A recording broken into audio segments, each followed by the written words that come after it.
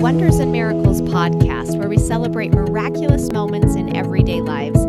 I'm Liza Lawrence. I'm glad to have you join me as we celebrate wonders and miracles together. All right. Well, I am here today with Jay Webb from Utah, and he's going to share with us a couple beautiful miracle stories that he's experienced in his life. Both actually involve a motorcycle. One, when he was 15 years old, he was living on a farm and working. So there was a farm accident that he was protected from. And so he'll share that one first.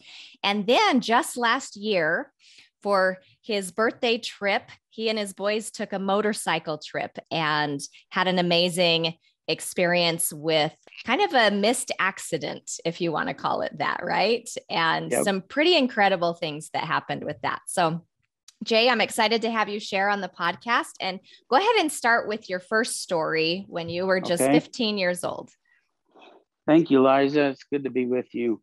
Back when I was about 15, 1971, so it gives you my age. I turned 65 on Monday, believe it or not. And happy birthday. Thank you. I don't know where the years went, but I grew up on a dairy farm just north of the old North Cass Junior High School there in Richmond, Utah. Which, by the way, can I add, I went to school there, actually. I Did went you to really? junior high at the Richmond North Cass. I know, funny. We have close ties. Little connections, I know. Yeah, awesome. So anyway, I grew up just about a block north of the junior high school on the highway there. In fact, you can go by there, and I think still on that hay shed, there's a W there for Webb. There, I grew up when I had one sister and four brothers. So my dad was sick a lot through the years and died very early. He died at 50 years old with a lot of health problems. And but through those years, we had this farm and we had a little bit of extra help. So the neighbor down below, his name was Quint Barrett. He had a real large dairy, ran a lot of land, and he had a son-in-law that worked for him. His name was Dean Smith, and he was a school teacher during the day. And then he lived in a little house just right next door to Quint, and then milked cows and helped him on the farm after hours. So during that time, I had gone on a scout camp, and it was on a weekend. It was a Saturday afternoon. I got home really late that afternoon, and my friend came by, and he said, "Hey, let's go for a ride on our motorcycles." And I said, "All right, let's take off." So we got on our bikes. We had a little lane that went down below our house that connected to the other road below us. And then over, you'd go a little block south, and that was where Quint's farm was. So we got on our bikes, we started down the lane. And as we got to the bottom of the lane, I could hear these loud siren that was blowing. And I knew exactly what that siren meant over there. And it was coming from that farm of Quint's. And the siren was blowing, which meant that there was trouble in that silo. And he had two silos there. One of them was for hay and silage and stuff. And the other one was for grain. And I remember hearing that siren. And this guy was kind of a funny guy. He was the nicest guy, but if he ever seen me, he was going to force me to go back to work. And I remember I did not want to go to work because I just got home and I didn't want him to see me around. So something told me when I heard those sirens, that still small voice, loud and clear, said, "Don't go." And I knew exactly what that was telling me. It told me, do not go over to that farm. So I listened to that still small voice, and it told us to go another direction. So we took off on our motorcycles and headed north, and we went over and rode down around. And when we were only gone probably 45 minutes, if that. So we drove down around and went down to the west of his farm. And then we started coming back up towards his farm. And as we came back up, I saw two ambulances driving up the road very slowly. And man, sorry, the impact on my life today. But as we got there, both of them had climbed in the silo. What had happened is that the old man, he was about 50 years old. He had climbed into the silo because it got plugged inside. So it was interesting. My mom kept an article out of the paper, and I read it last night. It said in the article there was like about 3 feet of grain only in the bin. And on the outside of those silos, there's a ladder that climbs up on the outside. Then you can open up doors as you go up to the level of the feed. Mm-hmm. And so instead of getting the ladder that's directly the level of the feed, that door was jammed. They didn't take the time to take a crowbar and bend out that door that was bumped and smashed in. So they climbed up about 8 feet higher, and it said that there was a rope that was draped down into the silo. And it happened to be Mary Jean, his Quint's wife's birthday that day.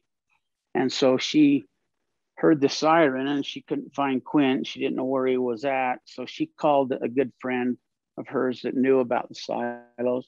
She called him, and I think she said that she had a kind of a sick feeling and was scared, but didn't want to go there yet. But anyway, she called this good man of Howard Anderson, it was his name, in Richmond. And so he came over, and when he got there, he said he found a light in Dean's truck, and he climbed up in the silo, up on that silo, and looked in the door and found both of them laying there dead.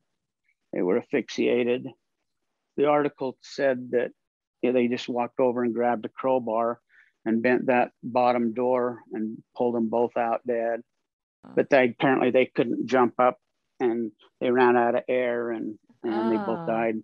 But I've often thought about that experience and the impact that it's had in my life. And I know without a doubt that still small voice, it saved my life. I did that very same thing numerous times, helping them out. You know, those silos they have zero air in them, and you're supposed to air them out for 24 hours before 48 hours to climb in them. But nobody ever did that because you were always in a hurry to get the feed out for the cows. But anyway, that was quite an experience in my life. I've thought about that many times. When his wife, Mary Jean, ended up living quite a few years longer than Quint did. And I ran into his boy one day when she passed away. I went to her burial, and I remember him as a little tiny boy, about 3 years old, 2 or 3 years old. I walked up to him, and he really never knew the whole story to what had happened to his dad. So we kind of got acquainted, and it's been quite an experience in my life. But anyway, that was one of the things that I wanted to tell you. I know my kids have heard it several times. Well, it obviously had a big impact on your life. It really did. Yeah, know that the Lord was watching out for you, and that you listened. You heard that voice and followed it. Saved your life. Really did. Yeah, it was such a tragedy. Mm-hmm. You know, the very next morning, I just remember that probably 20 men came down the next morning wanting to help, because nobody even knew how to turn the milkers on. I mean, it was just a horrible tragedy that happened back then. But anyway, that was the first story I wanted to tell you about. The second story is kind of a crazy thing too, and it's kind of funny, really. But I had a Harley Davidson, and I loved them. I rode them for years. I grew up and rode bikes all my life. I love motorcycles.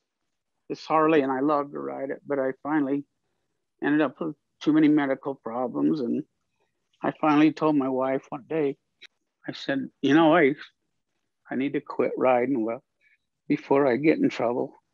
I don't want to have an accident. I could tell I was starting to slip a little bit and stuff. So I said to her, you know, I got to stop riding. And that was a tough day to sell my bike. But I did. I sold it. And I think 2 or 3 years went by, and I have a really good friend. It's a good friend of my boy, Jeff. His name's Trace Workman. And we were really good friends with his family through the years. And so he kind of turned out to be a real special friend. it was exactly a year ago at this time. He picked up the phone call, Trace did, and called me. He says, "Hey, we want to rent Harleys here in a week, and we really want you to come and go with us." I told him, I said, "Oh, Trace," I said, "I'd love to do it, but I just don't think I'm up to it." I said, "I just don't think I can do it anymore." And he says, "Oh man, I understand, but," he said, "if you decide, we'd love to have you come and go." And then Jeff called me and he said, "Dad, we really want you to go." And I said, "Oh, I probably better not." Well, anyway, that was kind of the end of the story for a minute. But then all of a sudden, my wife had an appointment in Salt Lake that same Thursday before. And so we happened to be driving by the Harley shop. And as we drove by, my wife says, "You should really go with them." And I said, "Oh man, I would love to do it. I just don't know if I'm up to it."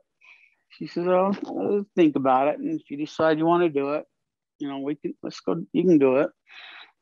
So anyway, we turned around the car and back. I went to the Harley shop and I kept thinking, "Dang, I hope there's no Harleys available." And then when I get inside, so I walked inside and of course had one Harley left.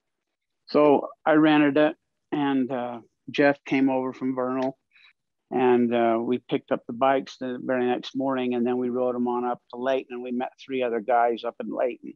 So there was a total of 5 of us. So we started from Layton and our plan was to ride up Ogden Canyon, up around Trappers Loop, up over Monte Cristo, and then right over down through Woodruff, Randolph, and Bear Lake and Logan, come back out of Logan, and then we had to have the Harleys back to Salt Lake by 4. So how long, like how many miles would that be and how many days was this trip? It was all in one day. Okay. We picked up the bike on a Friday night, so we started riding Saturday morning and we had to have the bike back by Saturday at 4 in the afternoon. Oh, wow. So we were motating. We were making some pretty good, pretty good time. And so we met the guys, like I said, in Layton, and then the 5 of us headed on up the hill. And so we started up Monte Cristo, and it's a 2-lane road, not very wide. It's a canyon, beautiful, beautiful canyon this time of year. And we got just about to the top of the canyon. I was number 3 in the bike pack, and it was the opening day of elk season by chance too, which was probably kind of dumb for us to be out riding that week, because especially up there, because the deer and the elk were kind of moving and stuff, because there was a lot of hunters. But anyway, never thought a thing about it. Just full speed ahead. And we were probably doing about 50 miles an hour at the time. And all of a sudden, off to my left, and I had like 2 seconds to this happened in, I looked off to my left, and all of a sudden a deer jumped up out of the bushes onto the road, and all of a sudden it was just like slow motion. All of a sudden I just thought, oh my gosh, this is how my life is going to end. I should have quit sooner. I should have never came on this bike ride. I just had this thought, this is how it's going to end for me. Wow. I knew there was no possible chance of missing that deer. And all of a sudden that deer jumps up on the road, and just as we come together, that dumb thing, it was a doe, and it decided to try and jump up over my head. I don't know why or what, or to this day, well, I do know why, but it jumped up over me, and just as it did, her head hit my head on my helmet. I mean, it hit so hard that it felt like somebody took a shovel and just swung and hit me in the head as hard as you could swing it.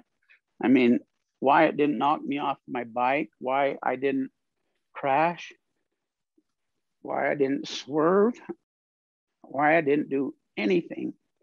In fact, later on, after that happened, I mean, it stunned me so hard and I was in such shock, but I didn't lose the bike. I didn't do anything, but other than I just pinned it and I just took off as hard and fast as I could go to catch the two bikes ahead of me. I don't know why I did that, but I thought, Wow. I got to catch these guys and stop them and tell them about what happened.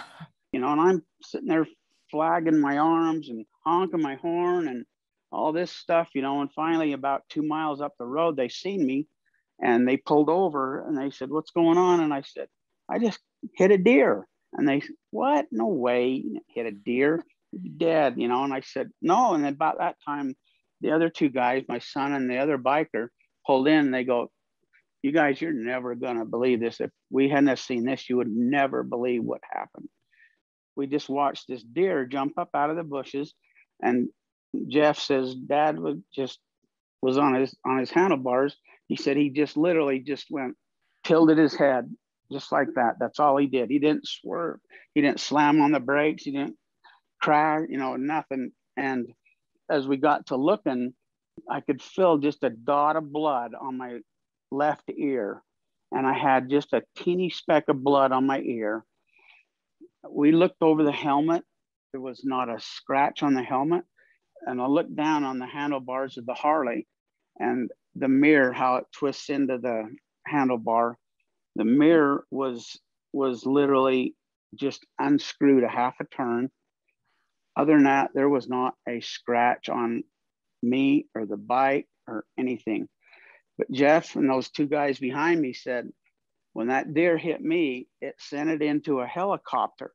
So Liza, I remember, it was such a slow motion thing. I literally remember looking at the eyes of that deer. We looked each other in the eye and I could have kissed that deer. Wow. That was how slow and how unreal this experience was.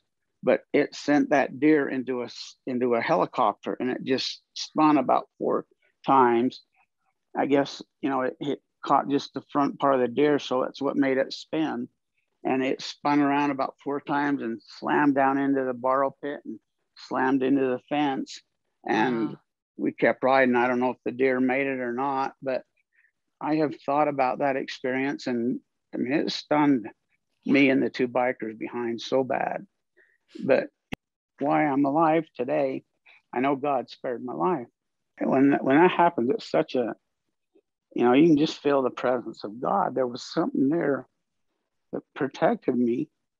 And we laughed after that because everybody'd see me wearing a mask and they'd say, "What are you wearing a mask for?" I mean, you just passed that experience, it's definitely not your time to go. But anyway, it was quite an experience. And I just know God was there to protect me. I thought, if I would have done anything any different, the result of that probably would have just been a disaster. Right. Like you could have easily lost control of the bike and crashed. And yeah. And the fact that you were actually hit you hit the deer and you didn't lose control is truly miraculous. Amazing. It is. I don't know. There's so many people that have hit deer on motorcycles and it's such a horrible ending. I've had friends that have been killed hitting deer. My wife's brother hit a deer and he was in the hospital for days. Oh, wow. But I took that bike back. We made it back by 4 o'clock. We were all stunned for, it was pretty slow riding for a little while. And then after that, we had to be back by 4 o'clock. So we had to make some time. And I pulled the bike into the Harley shop and I told that guy back at the Harley shop, I said, "You're never going to believe this." When he was looking over the bike to inspect it and see that there, and I said, "Not going to believe this, but I literally hit a deer and there was not a trace anywhere." It was a miraculous story to me. Totally. I don't know why I'm still here, but well, you obviously have more to do. I obviously do. And I'm sure your children and your wife probably contributed to praying for your safety on that trip. Yep, I'm sure. And that is truly amazing. Truly amazing. I remember you sharing that with me was it at the beginning of the summer? Probably. I think it was because we were going to take a couple of months off.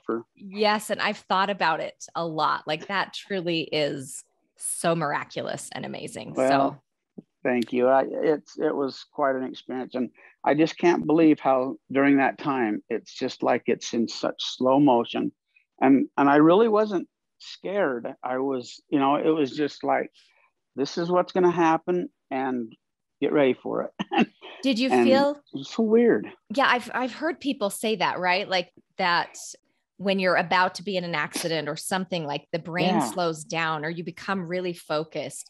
And I don't know, I'm sure there's a science behind it, but did you feel peace? Like you said, you weren't scared, or just like, I mean, I'm curious really, what it felt like.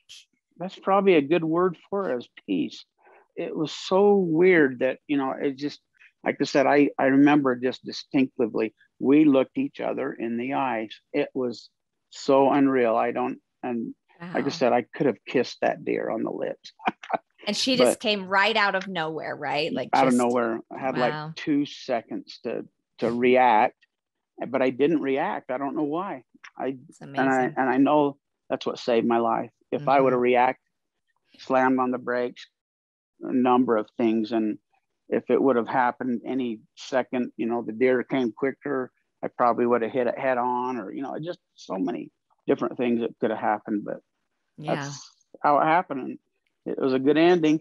Very good ending. Yes. And not your time to go. I think it's a good testament too of that the Lord really is kind of in charge of a lot of things. We think we're in charge of a lot of things, but not really. The Lord has timing for certain things and certain people.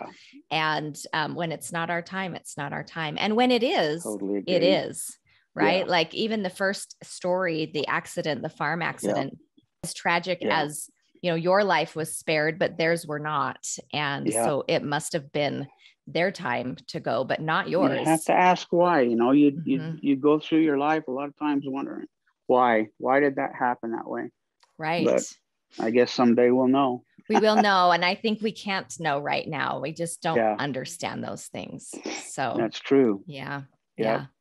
Well, Jay, thank you so much for sharing this. Like I said, when I heard it this summer, I've just been thinking about it, thinking, I want you to share this on the show. So I really appreciate it. It is amazing and a miraculous story.